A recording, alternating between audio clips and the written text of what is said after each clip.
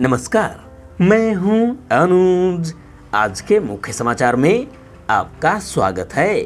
शिक्षा के क्षेत्र में कृत्रिम बुद्धिमत्ता। हाल में भारत को पहली एआई यानी आर्टिफिशियल इंटेलिजेंस शिक्षिका मिली है। निश्चित रूप से तकनीकी क्षेत्र में यह देश की अभूतपूर्व उपलब्धि है। केरल के तिरुवनंतपुरम के एक स्कूल में पेश की गई इस रोबोट शिक्षिका का नाम आइरिस है।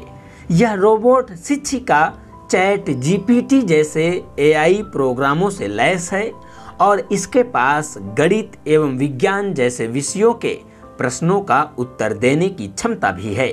3 भाषाओं में बात कर सकने वाली यह एआई शिक्षिका साड़ी पहनकर स्कूल पहुंची और उसने बच्चों से हाथ भी मिलाया।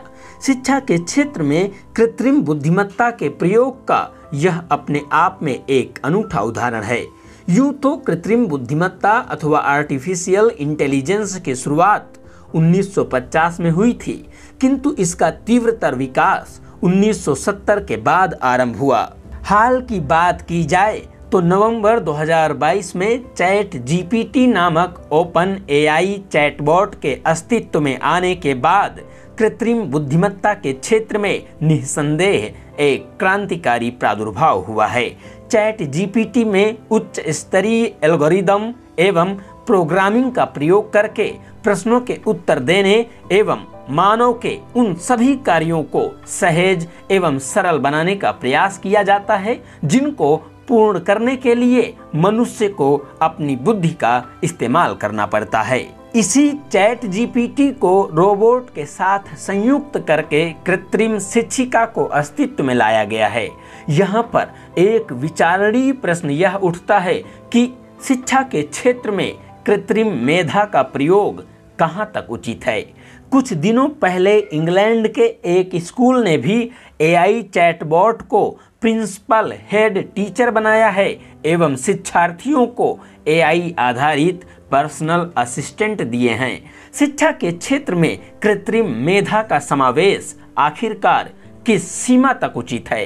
क्या किसी विद्यालय अथवा महाविद्यालय को पूर्णतया कृत्रिम मेधा से लैस रोबोट शिक्षकों के हवाले किया जा सकता है? ऐसा कदम उठाकर क्या विद्यार्थियों के भविष्य को लेकर चिंता मुक्त हुआ जा सकता है? इन प्रश्नों पर अगर हम गहन वैचारिक मंथन करें तो हमें इनका उत्तर नकारात्मक ही प्राप्त होगा। कारण यह है कि आर्टिफिशियल इंटेलिजेंस पर आधारित यह रोबोट शिक्षक महज एक उच्च कोटि की एल्गोरिदम एवं सूचनाओं की उच्च भंडारण क्षमता से युक्त मशीन है। यह प्रश्नों का उत्तर तो कदाचित दे सकती है, किंतु जब बात जिज्ञासाओं एवं रचनात्मकता की होगी तब निश्चित रूप से यह औंधे मुंह गिर पड़ेगी। वजह स्पष्ट है कि स्मृति क्षमता एवं तर्क शक्ति में जमीन आसमान का अंतर है। एआई युक्त रोबोट शिक्षक वास्तविक शिक्षक का स्थान कभी नहीं ले सकते, क्योंकि किसी भी विषय पर सोचने, समझने एवं तर्क प्रस्तुत करने की क्षमता फिलहाल उनके पास नहीं है। किसी भी विषय को बेहतर ढंग से समझने के लिए उस पर अपनी विचार शक्ति एवं तर्क क्षमता का प्रयोग करना नितांत आवश्यक होता है। आंकड़े यह कहते हैं कि एआई तकनीक वर्ष 2030 तक 30 करोड़ नौकरियां खत्म कर देगी। अंतर्राष्ट्रीय मुद्रा कोष द्वारा कृत्रिम बुद्धिमत्ता के संबंध में की गई टिप्पणी भी यह कहती है कि कृत्रिम बुद्धिमत्ता एक ऐसी तकनीकी क्रांति है जो हमारी उत्पादकता, वैश्विक आय एवं विकास को बढ़ाएगी।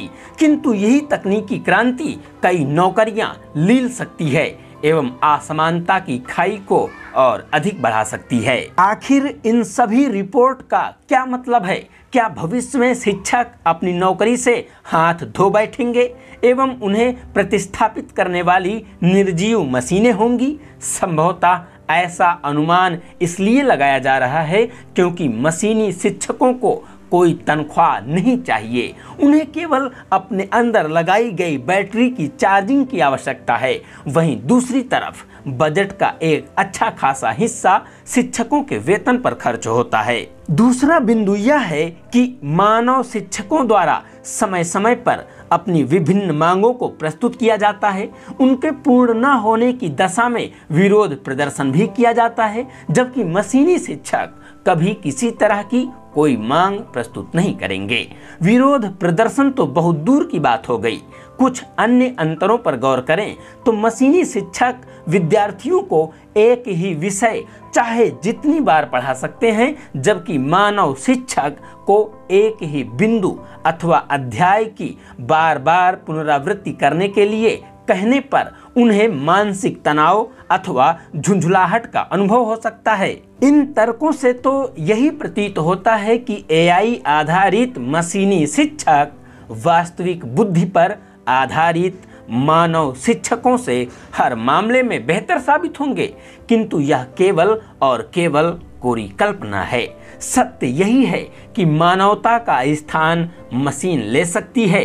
हाँ, यदि किसी प्रकार से मशीनों में मानवता एवं भावनाओं का भी समावेश किया जा सके, तब उस स्थिति में निस्संदेह हम सब खतरे के दायरे में आ जाएंगे, किंतु ऐसा कर पाना फिलहाल संभव नहीं है। अब सवाल यह उठता है कि एआई को शिक्षा के क्षेत्र में किस हद तक दखल देने की अनुमति दी जाए कि वह अपने सकारात्मक पहलुओं का उपयोग करते हुए शिक्षा को प्रगति के उच्चतम स्तर तक ले जाने में सफल हो सके। तकनीक के सदैव से ही दो पहलू रहे हैं, सकारात्मक एवं नकारात्मक अथवा वरदान एवं अभिशाप। शिक्षा के क्षेत्र में भी हमें कृत्रिम मेधा के सकारात्मक पहलुओं का ही इस्तेमाल करना चाहिए। शिक्षकों को मशीन से प्रतिस्थापित कर देना तो अनुचित है, क्योंकि यह कदम बेरोजगारी जैसी गंभीर समस्या को बढ़ाने का काम करेगा। इससे देश का विकास पूर्णतया बाधित हो जाएगा। बेहतर रूप में ऐसा किया जा सकता है कि शिक्षकों एवं विद्यार्थियों की सहायता के लिए एआई आधारित सहायक उपलब्ध करा दिए जाएं, किंतु यह भी एक चुनौतीपूर्ण कार्य है, क्योंकि विद्यार्थियों को एआई जैसी सुविधा की खुली छूट मिल जाने पर वे जरा सी समस्या के हल के लिए एआई का ही मुंह ताकेंगे। स्वयं कोशिश करके हल ढूंढने एवं रचनात्मक ढंग से कार्यों को अंजाम देने की प्रतिभा धीरे धीरे उनसे दूर जाने लगेगी। एक दिन ऐसा होगा जब वे किसी भी विषय पर अपना स्वतंत्र सोच एवं तर्क प्रस्तुत कर पाने में असमर्थ हो जाएंगे। इसके लिए विद्यार्थियों को स्वयं अच्छे एवं बुरे की पहचान करते हुए सकारात्मक एवं प्रगति की ओर ले जाने वाली दिशा में कदम बढ़ाना चाहिए। उन्हें एआई का प्रयोग केवल आवश्यकता की स्थिति में ही करना चाहिए। शिक्षकों द्वारा कृत्रिम बुद्धिमत्ता का सहारा केवल अपने ज्ञानवर्धन एवं विषय की अद्यतन जानकारी के लिए ही लेना चाहिए। अनुप्रयोगों एवं नवाचारों के माध्यम से शिक्षकों को हमेशा यह सिद्ध करते रहना चाहिए कि मशीनें चाहे कितनी ही उन्नत दशा में क्यों न पहुंच जाएं, वे एक जीते जागते शिक्षकों का मुकाबला कदापि नहीं कर सकती। कृत्रिम बुद्धिमत्ता को एक वरदान के रूप में देखते हुए हमें इसका उपयोग विषम परिस्थितियों एवं ऐसी स्थिति में करना चाहिए जहां पर मानव सामान्य रूप से कार्य करने में समर्थ नहीं है। उदाहरण के लिए हमने 3 वर्ष पहले कोविड जैसी महामारी को झेला है। इस महामारी ने प्रत्येक मनुष्य को किसी न किसी रूप में प्रभावित किया है। ऐसे संकटों के समय में शिक्षा को सुचारू रूप से जारी रखने के लिए कृत्रिम मेधा का सहारा लिया जाना चाहिए। निष्कर्षतः यही कहा जा सकता है कि शिक्षा के क्षेत्र में कृत्रिम बुद्धिमत्ता का प्रयोग शिक्षा के स्वरूप एवं स्तर में आमूलचूल परिवर्तन कर सकता है, बशर्ते कि वह प्रयोग बुद्धिमत्ता से किया जाए। नए दौर में एआई तकनीक आज जीवन के हर आयाम को प्रभावित कर रही है। अमेरिका के कैलिफोर्निया स्थित अर्थ स्पीसीज प्रोजेक्ट ESP के तहत किए जा रहे शोध के अनुसार विज्ञानी अब जानवरों के संचार को समझने के लिए AI तकनीक का विकास कर रहे हैं। इसके लिए वे मशीन लर्निंग सिस्टम विकसित कर रहे हैं। वर्षों से मशीन लर्निंग का उपयोग मानव भाषाओं का विश्लेषण करने या प्राचीन संचार को समझने के लिए किया जाता रहा है। इस अध्ययन से पशुओं के संचार को समझने में मदद मिलेगी। इससे दूसरी प्रजातियों के साथ दो तरफा संचार की संभावना भी बढ़ेगी। इस दिशा में साल 2018 में भी जर्मनी के विज्ञानियों ने एक रोबो बी यानी कृत्रिम मधुमक्खी बनाया था। प्रयोग के तहत उस कृत्रिम मधुमक्खी को असली मधुमक्खियों के बीच छोड़ा गया था। वह असली मधुमक्खियों को भ्रमित करने में सफल रही थी। उसकी उड़ान को असली मधुमक्खियों ने अनुसरण किया और छत्ते में जाने के लिए उन्होंने रोबोट मधुमक्खी की बात भी मानी। यह भी कहा जा रहा है कि जल्द ही इंसान भी जानवरों से संचार करने में सक्षम हो सकते हैं। इसके लिए विज्ञानी तकनीक के विकास में लगे हुए हैं। जानवरों से संचार करने वाली इस AI तकनीक को भविष्य में रोबोट्स में लगाया जा सकेगा, जिससे दो भिन्न प्रजातियों के बीच संचार संभव हो पाएगा।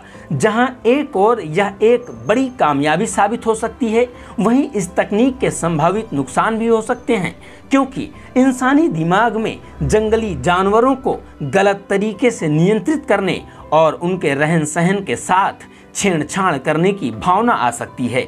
विज्ञानियों ने एक AI आधारित एक सिस्टम भी तैयार किया है जो 6 बुनियादी भावनाओं खुशी, आश्चर्य, गुस्सा, घृणा, उदासी और भय को व्यक्त करने वाले चेहरे को पहचानने में सक्षम पाया गया है।